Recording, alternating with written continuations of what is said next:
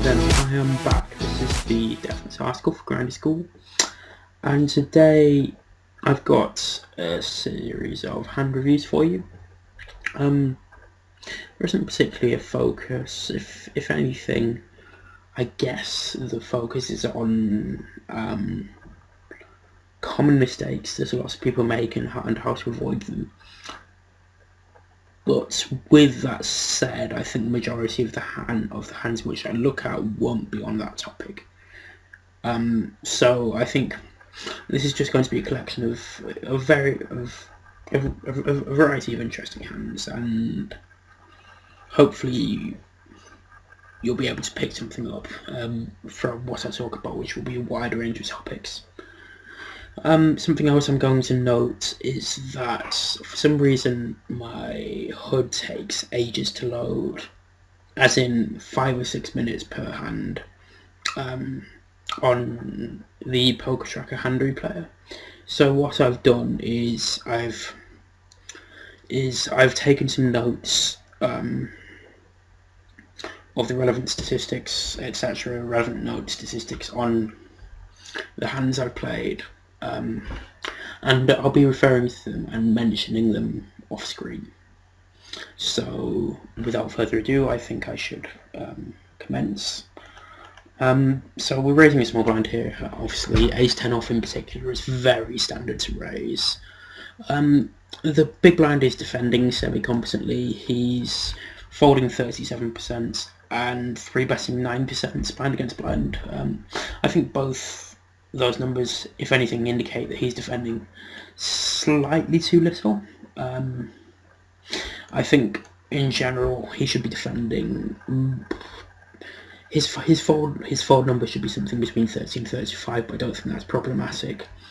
And also I think he should be 3-betting a little bit more, but again I don't think that's necessarily problematic. And I think he's going to be one of the people who's defending his blinds better at the limits. So naturally, ace-10 off is an open. We're probably going to be opening something like a 45-50% range against this guy, and he 3-bets. Ace-10 off is a pretty marginal spot here. I think we can go either way. He's folding 44% to 4-bets overall, so I don't think. I think if we don't want to continue with this hand by calling, I think 4-betting is a bluff is definitely something that we might want to consider doing. If it's outside of our calling range, it's going to be one of the better hands in terms of playability plus blockers, because naturally on any 2 Broadway board it's got something decent. But I think it's just about reasonable to call. I don't think it's playing at all badly post flop, but we just need. I think we need to defend this as a matter of defending off enough. But certainly I wouldn't be defending any worse. Ace-X off 2 by calling. So we call. The flop is Jack 9-6. We don't completely miss. We have a few back doors. We have an overcard. But it's a flop which is pretty decent for our range. So I think probably, because we'll have hands like a lot of suited connectors which are going to hit this board reasonably hard. We'll have suited broadways which are going to have a pair or a straight draw of some kind. And we're also going to have some pocket pairs, like 7s, 8s and 10s. I think we're going to like on this board, as well as sets. We either defend pocket 7s or pocket 6s as our lowest pocket pair pre-flop, so clearly our range is pretty strong on this board. So for that reason, I think I did end up calling here. I think that's probably a mistake on this texture. We simply don't need to defend. He should realise that our pre-flop calling range is strong on this board, and his c-bet frequency shouldn't be too high for that reason. But I make probably a smallish mistake and I call. Turns a queen. This gives us an open-ender. Notably, the top end of the open-ender is to the nuts, so that's going to be very useful because we can cooler people when we hit a king, and on the other end they have some random 10, though I guess if they have a 10 and they bet the turn, then chances are we're behind, because I don't expect Queen 10, Jack 10 or 10 9 to play this way. Maybe some random 10x suited might play this way pre-flop and then c-bet, but it's going to be quite a tight range. With that said, I'm not sure he really wants to be check calling. And as I mentioned before, our range on this board is very strong. We have lots of sets. We now have straights.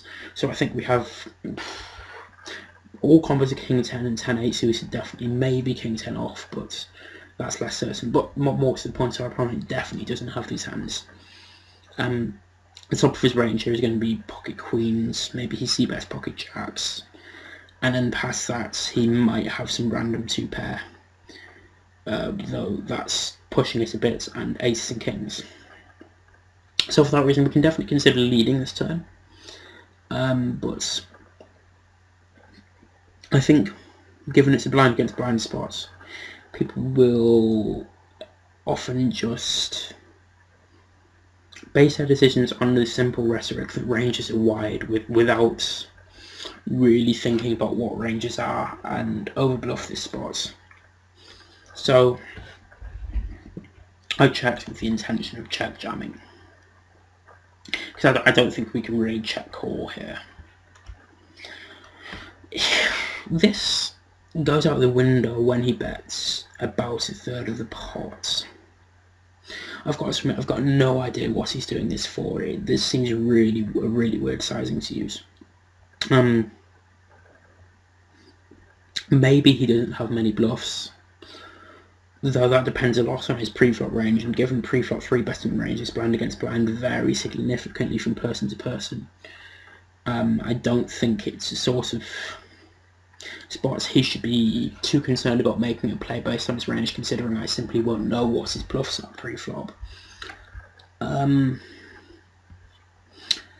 But also, I'm kind of concerned because I don't think he should have a very wide betting range here. We are just about getting direct odds to call, I think.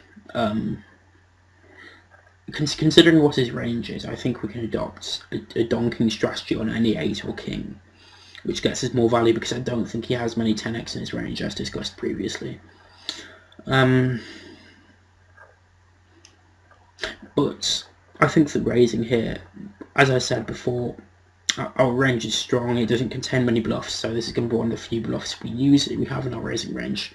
I think it's going to be very tough for him to defend against if he's got anything remotely approaching a wide betting range. Certainly if he takes this line with aces, kings, ace, queen, those sorts of hands, then it's really tough for him to call a turn. And considering that I'm planning to jam nearly any river when I do this, I think it's a spot where the line check raise turn jam river should get a fair amount of folds.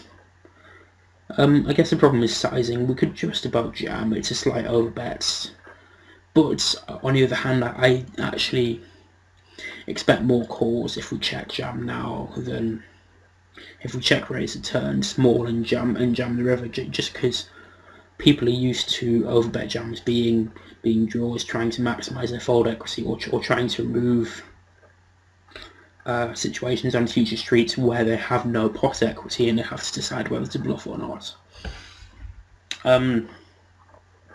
So I think I prefer a smaller raise. I think optimal would probably be to about 32, so we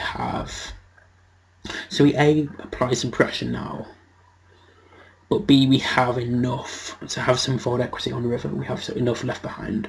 Even if it's only half pot, it's still 50 big blinds, and it's definitely feasible for him to have a folding range in that situation. So we make it 31. I didn't remember my exact sizing, and I'm not just saying 32 because I made it almost that.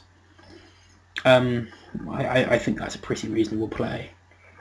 I expect to get a lot of folds. I think aces and kings might even fold now, considering we have queen jack, king 10, 10-8, jack 9, possibly queen 9, pocket 9s and pocket 6s, and arguably pocket jack, so I probably fall back call that pre. That's a very wide value range. So he does end up folding.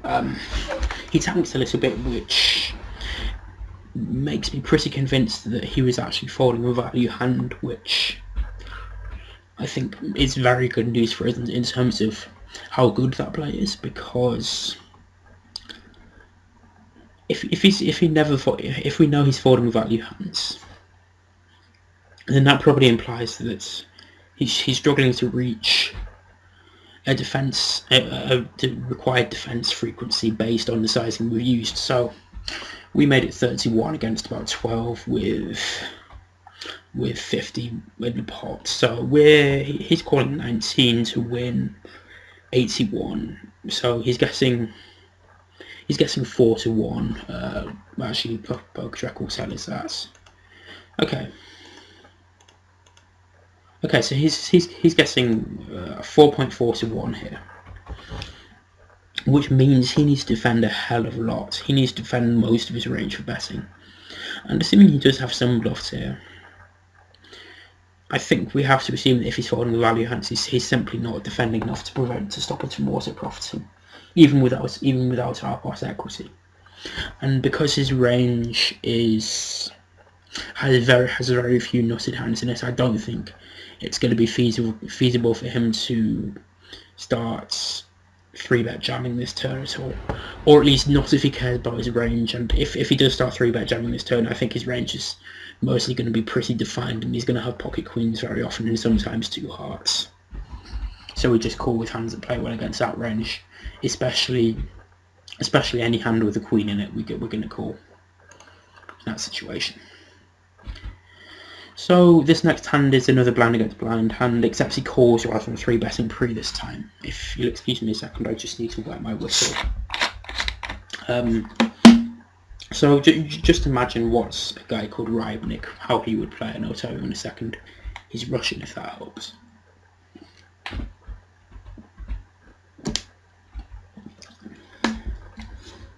So he's actually quite in it. I can't remember his exact PFR stats, but they don't really matter for this hand. It suffices to say that he's in this irregular. He's significantly misplaying blind against blind spots pre-flop, so he's folding 55% to small blind opens, which is far too much. And he's 3-betting 16%, which is okay, but folding 55% is a good 20-25% too much. So we're going to be opening a pretty wide range here. My threshold for 2.5xing rather than 3xing my range is 60%. This is folding, but I think using a 2.5x strategy against this guy would also be pretty reasonable. The threshold should be there or thereabouts, I think, for the exploitative deviation with the whole range. So he calls, we flop a set, yippee, we're very happy. So post-flop, he's folding 56% to c-bets. So that could suggest that we might want to consider checking this flop with perhaps more often than otherwise. However, with this particular hand, I think it's quite a significant mistake. Firstly, because we miss a chance to get 3 streets from most of his 10x, and whatever 2 pair he might have. So he probably has 10-9 suited pre, which we block pretty heavily. There's only 1 combo of it left in the deck. And I doubt he has 10-4 or 9-4 pre, given he's folding a lot pre. We also possibly miss some value against draws, depending on how they're going to play against either line. And the occasional time he has a 9, we miss some value because it's going to check rather than calling 2 streets. Same if he has a 4 or possibly ace high. So we elect to c-bets, and he calls. So at this stage, I think he has a lot of straight draws in his range. I expect he plays king queen, possibly 3-bets free king queen, but king jack, queen jack all play this way. Jack 8, queen 8, 8-7, possibly 8-6 suited, possibly offsuit, and 7-6 all play this way. He has whatever 9s are left in the deck. Whatever 9s he plays pre this left in the deck, which isn't many. He probably doesn't raise pocket 4s, 3-bet pocket 4s pre, probably doesn't probably has 10-9 suited as well. I don't think he has pocket tens pre, because with a 16% 3-bet, that's probably going to be 3 bets. So we have the nuts here. But just to quickly summarise what we think his range is, how we think it's distributed, there's some top pair hands, some nutted hands, which are nevertheless worse than ours, a few nines, and a lot of draws. So I think this becomes an interesting question on how to play his turn. Of course, he had some fours in his range as well, but that makes this turn makes those less likely. Now, I think the best play here is to check raise his turn, and the reason for that is that we get in 2 bets on a turn against a lot of hands, against which are often going to fold. Are often going to fold rivers, like strong draws. So let's say 7-8, Queen Jack, King Jack, King Queen if he has it pre. 10x I don't think is going to bet fold the turn, so we're getting 2 bets against 10x. We probably stack 4s rather than them just calling 3 streets. Maybe ace 4 specifically raises the river. And we'd probably stack 10-9 suited. We'd probably have 10-9 offsuit pre as well, actually. So we probably don't stack 10-9 because it loses to Jacks plus as well. So for some reason, if we decide to play Jacks plus this way, which some regs will, so he might be scared off. I don't think we stack. He might call turn and call river. Actually, so I think we have a chance to win a much bigger pot against most of his range, and the only hands which we're really scared of checking behind are 9x, ace high, and pocket 5 through pocket 8s. Now I think pocket 5 through pocket 8s and ace high just fold the turn anyway. Maybe some of the stronger ace high and some of the stronger pocket pairs. So let's say, well, obviously nut flush draws are probably aren't folding. Pocket 8s and pocket 7s probably aren't folding if we bet. But apart from that, most of them are folding the turn. So the ones that check back if we check. 9s, obviously we block them to a good extent, so those form a significantly lower portion of our opponent's range. So for that reason, I think check raising is the best play here. Unfortunately, he checks behind. Now, if we consider the hands that we just discussed, checking behind before we look at the river and see how that affects the way in which we might want to play this hand on the river we see. So there were pocket 5s through pocket 8s. Ace high, which isn't a nut flush draw, or maybe some of the stronger nut flush draws, and 9x. Okay, so keeping that range in your mind. So how do we want to play this river? I think again I made a pretty big mistake here. This is probably the biggest mistake I made in this video, because I checked trying to get super trappy and fit in a check raise, when I think that betting is just going to be substantially better here, because I don't think we can necessarily expect a 9 to bet if he hasn't. He doesn't have that often anyway. 6s through 8s are almost always going to check, as is any ace high, except possibly the weakest ace high, which might bluff, but that's far from guaranteed, and in fact I think the population tendency will be to check back ace high more often than not.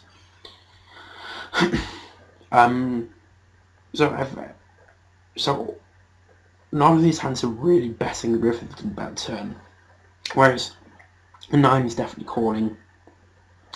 6s through 8s might call. We stack pocket 5s anyway, because it's going to raise and we're going to 3-bet jam. And Some ace high might try and make a hero call, but I think calling ace high is probably bad in this spot, because we definitely have a pretty wide range for checking this turn, because we're going to check it with a decent number of 10x as well, considering his range contains a greater number of 4s than ours. So I think my check here is a pretty big mistake, and unfortunately he checks back. Obviously when he checks back, we're never losing a showdown. And he shows Queen 9, which I think he should probably be value betting the river with, just in case we river to 5 and decides to hero call.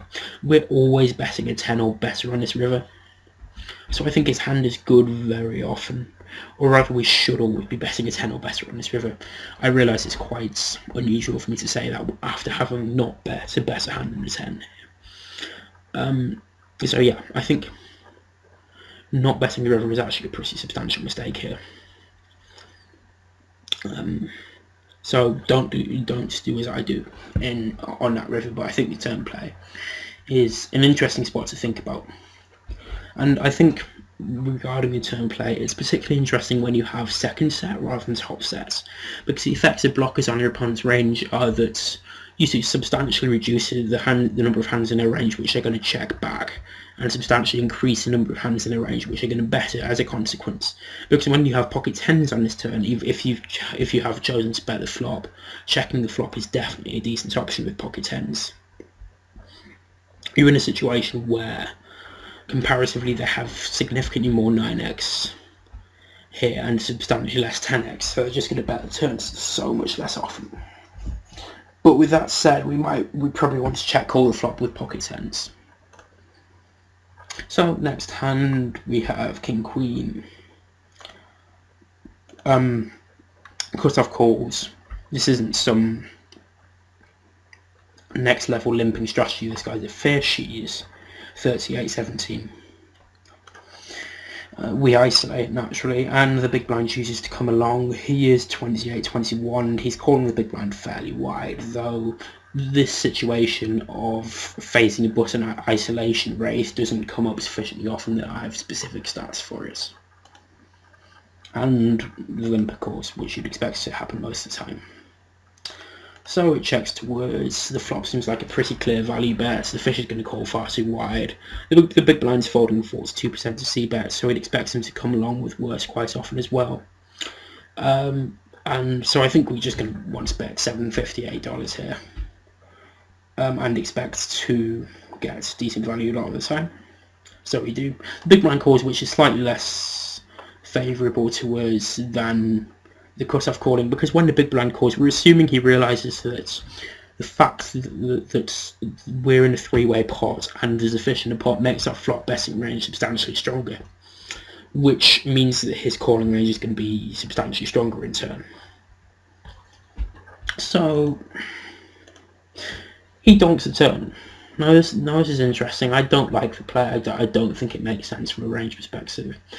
While his range is uncapped because he's probably flatting sets on a flop to keep the fish in, I think the fact that he doesn't have queens, pocket queens he probably doesn't have ace queen, and he doesn't have ace or kings. They're kind of this, apart from pocket queens, they're kind of the second tier hands, which are still very strong in both players' ranges. Whereas both players have all combos of pocket 4s, pocket 7s, 5, 6, 5. If anything, we might isolate 6, 5 off, and he definitely doesn't have 6, 5 off. The only potential hand that he could have more of in his range than us is pocket 8s. And considering we're going to see bet pocket 8s at the time, I don't think that's going to make a huge difference. With that said, he's donking a lot of turns. His donk turn stats over a very decent sample is 15%. And you'll have to take my word that's particularly high. Normally I'd expect that to see in something between 3 and 6%. So we're not folding because he can definitely have a lot of bluffs here. Though considering we expect him to make random backdoor flush draw flows much less often, given what we discussed about the flop being three-way and with a fish in the pot. we do expect him to have flush draws, we expect him to have possibly some Jack 10, 9, 10 type hands, though less often, and he can also just about conceivably do this with worse values than maybe Queen Jack and Queen 10. So I don't think we can fold on a turn at least, but naturally that's a really bad river card for a hand. And when he jams, well, he bets pot on the river almost. I think we can be pretty comfortable folding this for two reasons. Firstly, it's very tough to see what bluffs he shows up on this river with, and I think that makes his sizing mistake. He just doesn't have enough bluffs to justify the sizing. But secondly, this isn't particularly high in our range. I don't have a raising range on this turn against that donk bet. So we have all the combos of sets that we had on the turn. We have flushes, and a very good number of flushes, and we have 6-5, all of which are stronger than King Queen. We actually have very few worse hands, because against that bet we can probably just fold jacks and worse on the turn, so I think this is actually a pretty clear fold on the river, and we do fold.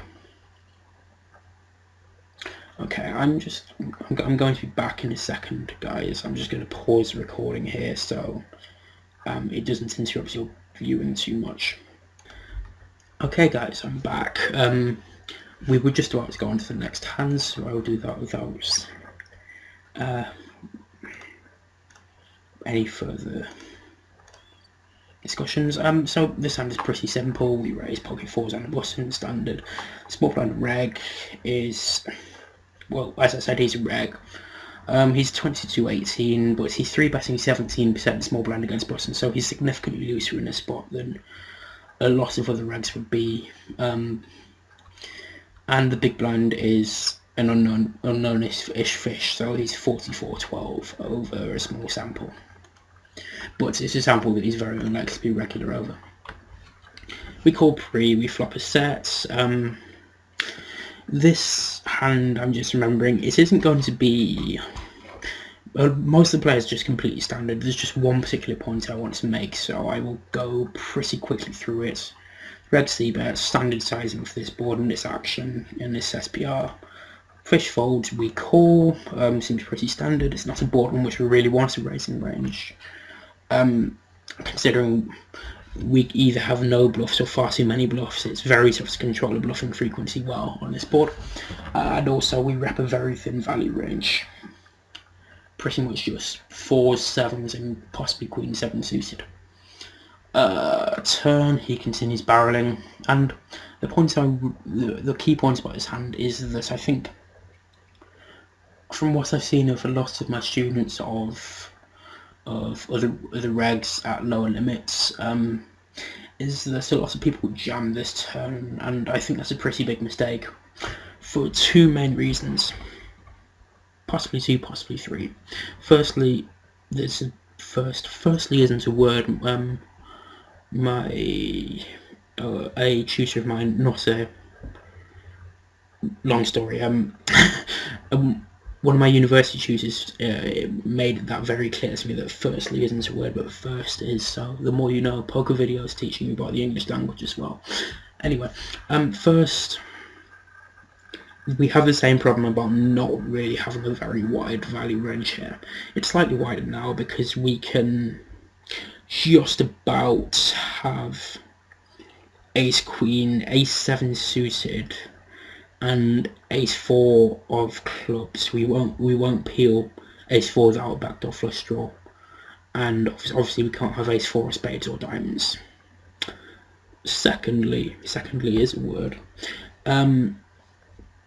It's a board which favours our opponent's range. He has aces, he has queens, he has ace king. We have none of those hands.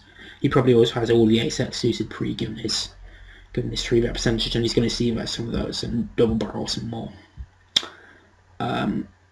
And thirdly, again, that is a word. This is a situation where, given that we're in position, we're not really going to be wanting to jam draws here either. well, I guess it's kind of the other way around. We're not going to want to jam value hand because when we call here, we can very easily jam the river ourselves, even if he checks the river, so we don't really miss any value against things which become marginal hands on river, because he's probably going to check horse strong enough to value better turn, most of the time at least. Whereas if he's bluffing here, we give him a chance to continue bluffing on the river further, and that's why we don't really want to. That's another reason why I don't really want to jam value hands, and because we don't want to jam value hands, we wouldn't want to jam draws either. So we do call, and he jams the river, and obviously we can't fold. So the rest of the hand is just really nothing more to talk about, and he shows it with pocket tens. I think that's an interesting way to play the hand. I think it's probably bad, considering his 3-bet frequency pre, he probably has a pretty wide, he probably has a pretty big number of bluffs on his turn. So he doesn't need to start using pocket tens as a bluff, which he clearly is. When he bets his turn, especially after the flop being 3-way, he is not betting for value. So he probably has Jack 10, which had a backdoor flush draw on the flop, King Jack, which had a backdoor flush draw on the flop, anything which had a backdoor flush draw on the flop and is now turned diamonds, possibly 6-5 suited. And all of these hands have good equity and no showdown value. And then he can just check a very wide range, including lots of ace-x hands, any queen-x he has, which isn't 2-pair. Because it's... While the board as a whole is better for his range than ours, this ace isn't a turn on which he's going to want to barrel a whole ton, considering a lot of his flop value range is either a queen without an ace kicker, so he's going to have queen king, queen jack, and queen 10, or it's going to be pocket kings. So none of those are going to want to value bet the turn. He might have jacks or 10s, which shouldn't be betting the turn. Stern look at Laka Miliska.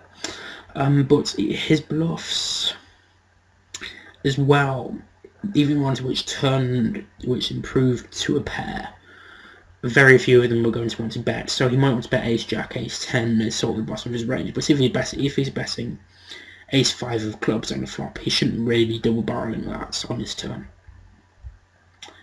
Okay, so moving on to the next hand. We have jacks. Whoops, this wasn't meant to go so far, so forward. Okay, so we have jacks in the small blind. This is again a reg. He's raising first in with 23% from middle position, and folding to 56% to 3-bets. So this is jacks is a borderline hand to 3-bet here against 23% open raised. I think queens and ace king are very definitely 3-bets. I tend to prefer calling rather than 3-betting here because the big blind is a fish, so we want to keep him in the pot. But unfortunately he folds. Queen h7, 2 clubs, we have a club. Doesn't really seem to be anything to do apart from check call here, especially considering he's c-betting 63, 53 and 50 on each street, and his 1-1 soft flop is 51. It's notable that his sizing is much smaller than I'd normally expect for this board, which might indicate that he either has a sizing tell and thus his range is weak here, or he's c-betting his board too much. So I think it's worth keeping these in mind. I've talked in a previous video about possibly donking turns when the second or third board card pairs, but this is a different situation to those. I'm not going to go over the whole reason again, but quickly the distinguishing factor is that here we have basically no 7x in our pre-flop range. We're not playing 8-7 suited, we're not playing ace-7 suited from the small blind, so we're obviously not playing 7-6 suited either. So there are very few hands in our range which that turn card improves, so we don't want to donk. So on this turn we could consider check folding, but I think that we're probably going to be peeling too many hands like King Jack of Hearts on this flop to justify folding there, and we might even just peel any Ace King, if we don't 3-bet that pre for whatever reason, which sometimes I will for some oversight, I will not 3-bet ace king there. So I think jack's just a little bit too high in our range to fold. And at this point, we're not particularly keen on having a club because the club's not going to hit most of the time, so it's just going to work to block his bluffs rather than anything else. Also, jack specifically blocks jack 9 and jack 10, which isn't good for us. But in absolute strength, it's a pretty good hand, and it also blocks the outs of 10-9, which is good, and it blocks the outs of clubs to a small extent. So I don't think folding will be a bad play, especially considering our pre-flop range is pretty strong. Haven't called small blind against middle position, but it's definitely a point on which we could I could probably see a fold as well. River's really bad, and at this point we should just be check folding. It's not a good hand to bluff with because we block his bluffs, we block jack 10, jack 9, and clubs without blocking any of his value hands. So we wouldn't want to be check raising. Although we don't ever really expect to win a showdown very often, there's no merit to donking just because we never donk a value hand here. He checks back, and I expect him to actually bluff most hands which beat us here, so I expect his check back range to be pretty queen x heavy. And that's the reason why I'm surprised to win a showdown. Ace 4 of clubs makes sense. He doesn't really want to bluff the river because with the ace of clubs he blocks our folding range. So we win the pot. I'm again going to pause the video. I'm sorry, but I need to quickly talk to someone. I'll be back before too long. Alright then, sorry for all the interruptions in this, guys. We just finished this hand, so we're going to move on. So here, the big blind is a fish. We wouldn't normally raise 9-6 suited in the cutoff, it's just outside our cutoff opening range. But we are adjusting our opening range to exploit the fact that the big blind is a fish slash weaker player. And we get what we want. When we raise this spot, we want to get ahead of the fish ideally, and we flop a flush draw, pretty standard c-bets. The only data that we have on him is that he's one tabling and he's 75 over 4 hands, but still, when someone is one tabling Zoom, that's a very likely indicator that they are a fish. He check calls, we turn a flush, very nice. Obviously we can still get value from ace-x, straight draws, gut shots. Well, straight draws and gut shots are the same thing. Yeah, hearts. So we're going to keep betting. This should probably be a bit better. It should probably. This should probably be a bit bigger to, because I don't think he's going to fold ace-x or hearts to a slightly bigger bet. His calling range is going to be pretty inelastic. So I'd like this to be $8.50 to $9, but certainly betting is the only way to go here. And on the river he donks pots. There isn't much to discuss here for this hand. The point is mostly that raising here is a pretty big mistake. While he can definitely have a jack here, and just a jack I should say, I don't think he's ever really bluffing. So we shouldn't really be raising because I don't think we're necessarily ahead of his range. Especially given that this guy's going to be significantly more likely to play king x suited and jack x suited pre than other players. Furthermore, he might fold a jack to a jam, although if he's to a raise, though I guess if he's a sort to river a 1 card straight on a 3 flush board and think, oh, I'm going to bet the pot here because my hand is really strong, I guess he's not really going to think, oh, my opponent probably has me beat, so I'm going to fold here. But still, I don't think we can raise. I don't think we can really fold here either, especially getting 2 to 1. So I think we're just going to have to call, and lo and behold, he does have a jack. In noting this hand, I think it's important to note that he didn't donk the turn despite hitting a straight then.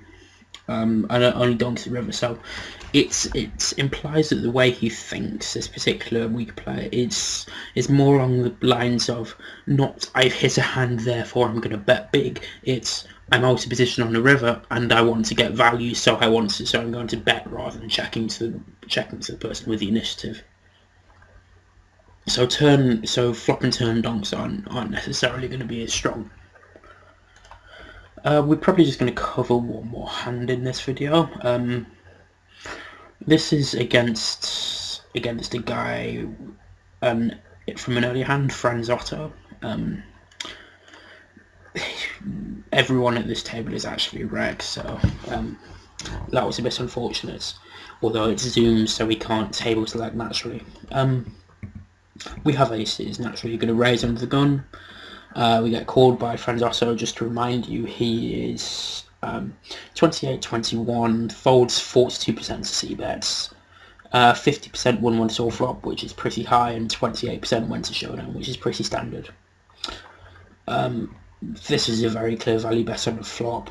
We are going to check some hands like Jack X from time to time just to protect our checking range, though we are going to have a very high c-bet frequency here. And because it's going to be pretty tough for our opponent to reach an appropriate defense frequency, we want to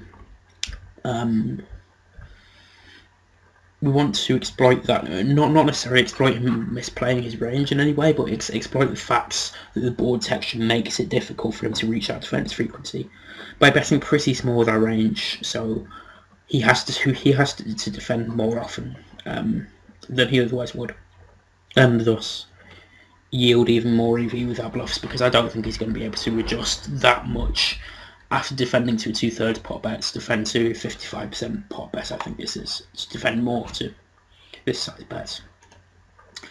He calls and returns in the 9 of diamonds. When we consider how that affects both players' ranges, I don't think it really gives anyone any nutted hands. I mean, obviously, both players probably have pocket nines here in their range, but I don't think either player has Jack 9 suited. But more importantly, I think his range is kind of naturally polarized here. Yeah, sure, he has Jack X, which is your sort of middling strength hands here. But apart from that, he has weak hands, so pocket 8s and pocket 7s I think are weak hands now, and he has no pair hands. I think we can also call hands like 10-9 suited, which turn a pair, and 9-8 suited if he has that weak hands. Weak to middling hands, pocket 10 is the same. And then he has sets, and I guess some people adopt a strategy of flattening kings and aces here, which I think we can probably call strong hands. Because so I think we have the problem that we aren't going to want to bet at whole range on this turn for betting the flop.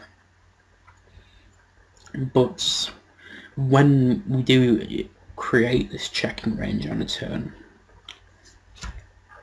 because we're betting range on a flop which can contain some Jack X, but not a ton, it's going to be tough to put hands which are going to be able to check call into our checking range. And aces, especially with the diamond, is a particularly good hand for this, because it can call pretty much any turn in any river when we bet, because naturally when we have queens, a king or an ace on a river is kind of painful to see, whereas here we can definitely call king or queen river if we're betting through twice. Because he's fairly aggressive, I think this is probably the best play just in a vacuum in terms of getting the most value from his marginal hands, because remember our flop size was pretty small. I think we're going to see a lot of king queen suited, ace queen suited type hands, and I think even ace queen suited is going to start betting here. We might also get 2 streets from ace jack with this line, and if he has hands as weak as 8-7 suited pre, I think he's going to start bluffing them. I think we also don't miss that much value because I don't think many of his middling strength hands are going to pay off 3 streets anyway. We possibly miss value from King Jack and Ace Jack if they decide not to bet 2 streets, but I think everything else we optimise against, so to speak. So we do decide to check call. He is float betting 52% of turns, which is pretty normal. His size is big. With Rake, this was actually a full pot bet. Now, I don't know why he's using this size, to be honest. I don't think he has a huge number of bluffs in his range because he doesn't have Queen 10 suited pre-flop. I don't think he has 7-8 pre-flop all the time, and I don't think he has pocket 4s pre-flop, so it's not like he has a ton of knotted hands either. I don't think he's going to want to bet pot with pocket jacks here, so he's basically repping pocket 9s and pocket 6s. So there's a very limited number of hands which are actually going to want to use this size, for which it makes sense to use this size. But with that said, I'm not sure I'd expect him to even pot sets here, because I think this is a board, given what we said about struggling to protect any checking range that we create on this turn. This is a board on which you can expect us to check give up a lot. So if anything, I think I'd be inclined to bet pretty small with all my range. So I'm not really sure what's going on here. When I'm not really sure what's going on here, I know a lot of classic poker theory books, poker videos have said if you don't know what's going on, just fold. I think that's a bit out of date. The way I'd recommend approaching it is, if you don't know what's going on, look at your range, look at the bet size, and try and defend an appropriate percentage of your range. And with this bet size, with a pot size bet, because he has some equity, I think that's going to be about 55% of our range. And clearly, pocket aces is in the top 55% of our range. So we're definitely not folding the turn, but we are very curious about what he's doing, what he's using with this, what he's betting this size on a turn. So we do call. The river's a jack. This is quite an interesting river card because I think it will be perceived that a lot of our range for check calling the turn is jack X. But with that said, especially after he's bet pot on the turn, we wouldn't want to consider that as giving us a range advantage on this river, because we're in a situation where, especially after having betting pots, he's really polarised himself on the turn to basically ace jack plus.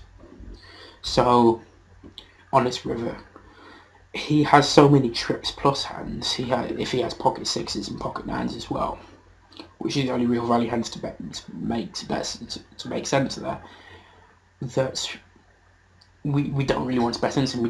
In general, we don't want to bet into a polarised range. I've explained this in other videos, but if you're not clear why, then do ask in a thread, and I will quickly give you an explanation. But, well, if you're not clear why, I think the thing I'd recommend is to consider a hypothetical poker game in which you have one street of betting, and there are 2 players. One player has a range which is always 1, which is a middle strength hand, and the other player is in position with a range of 2 and 0. 2 beats 1, 0 loses to 1. And ask yourself if the player with 1 ever wants to bet. Okay. So with that established, I think it's pretty clear that we want to check. If he bets, I think this is probably a spot we can fold. Because because we block some miss not flush draws which you might want to bluff, but also because we are going to be check calling some jack X on this turn, especially hands like King Jack of Diamonds, possibly Ace Jack of Diamonds. So they're going to be much better for us to call in this situation than pocket aces here. Not only because they're stronger in an absolute sense, but because he might decide to value bet Ace Jack, and naturally Ace Jack. If we have Ace Jack, we chop with Ace Jack, and we also block it, so we increase the number of bluffs in his range. So he checks back, and he shows it with pocket fives, which is weird. I think he misplayed every street there. Well, I think he's probably just about fine. Personally, I'd fold pocket fives there, but I think he should fold the flop.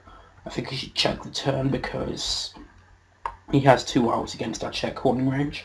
I think if he chooses to bet the turn, the sizing is awful for the reasons we discussed. And I think when he chooses to bet the turn, what that does is it gives his hand no showdown value against our range, with the effect that he should probably be strongly considering bluffing this river. Though I think, considering the weight of Jack X in our range, or the perceived weight of Jack X in our range, it could be said that not bluffing the river is okay exploitatively. Though I think when he checks back, he should understand that he has very close to 0 EV with his hand. Okay, thanks guys. I've been Definite Article for Grinder School. Good luck at the tables.